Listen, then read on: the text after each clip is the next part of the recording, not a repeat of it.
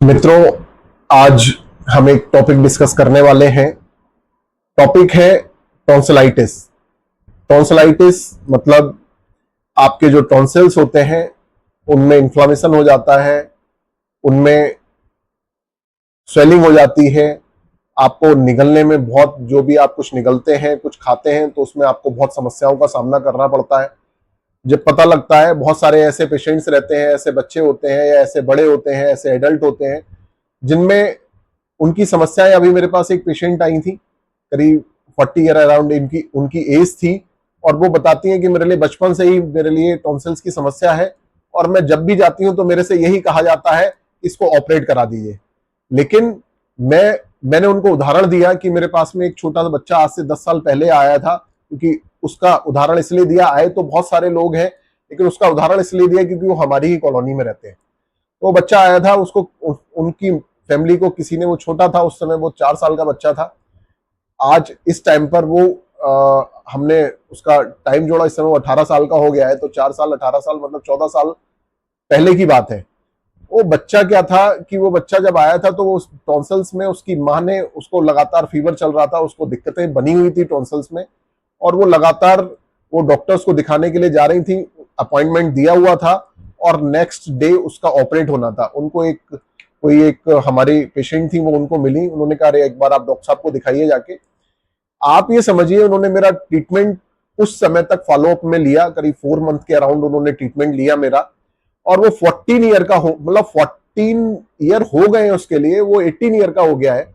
और वो बच्चा आज तक, उसने अपने इस लाइफ में 14 साल में उसने एक बार भी दोबारा रिपीटेशन का शिकार नहीं हुआ।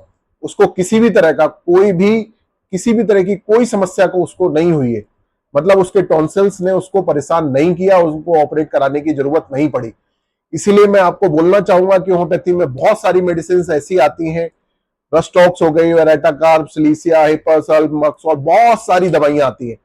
आप किसी भी अच्छे होम्योपैथिक डॉक्टर से मिलिए, वो आपको निश्चित ही, बहुत सारी ऐसी दवाइयां हैं, मैं कॉन्स्टिट्यूशनल रेमेडीज भी उसके बाद में ऐड करता हूं, जिससे वो कम से कम उसको वो दोबारा रिकरेंट ना हो, उसको बार बार रिपीट ना हो। तो ऐसी दवाइयां होम्योपैथी में आती हैं। लेकिन इसके लिए आपके लिए किसी अच्छे होम्योपैथिक चिकित्सक के पास में जाना पड़ेगा, होम्योपैथिक फिजिशियन के पास जाना पड़ेगा। जब आप जाएंगे, आप अपनी प्रॉब्लम्स बताएंगे, तो निश्चित ही आपकी समस्या का समाधान होगा। आप होम्योपैथी में ऐसी कोई भी डिजीज नहीं है जिसका इलाज नहीं है। मैं बार बार आपसे कहता हूं कि कोई भी ऐसी बीमारी हो जो आपको लगता हो बहुत परेशान कर रही है, तो किसी अच्छे होम्योपैथिक डॉक्टर को कंसल्ट करिए आप जाकर। निश्चित ही आपकी समस्या का समाधान होगा। और होम्योपैथी में इसका तो बहुत अच्छा इलाज है, टॉन्सिलाइटिस का आपको रिकरेंट होगा ही नहीं। और रिकरेंट छोड़िए, रिकरेंट तो आप भूल ही जाइए, वो आपको लाइफ में नहीं होगा अगर आपने होम्योपैथी में उसका ट्रीटमेंट करा लिया। तो इसीलिए किसी अच्छे होम्योपैथिक डॉक्टर से मिलिए। और अगर आप मेरे लिए दिखाना चाहते हैं तो आप मेरे लिए बरेली में मिल सकते हैं। अगर आप आ नहीं सकते हैं तो मेरा नंबर 8630377400 है। आप मुझे व्हाट्सएप पे कॉल कर सकते हैं, व्हाट्सएप पे मैसेज कर सकते हैं आप मेरे लिए, और अपना कंसल्टेशन बुक कर सकते हैं।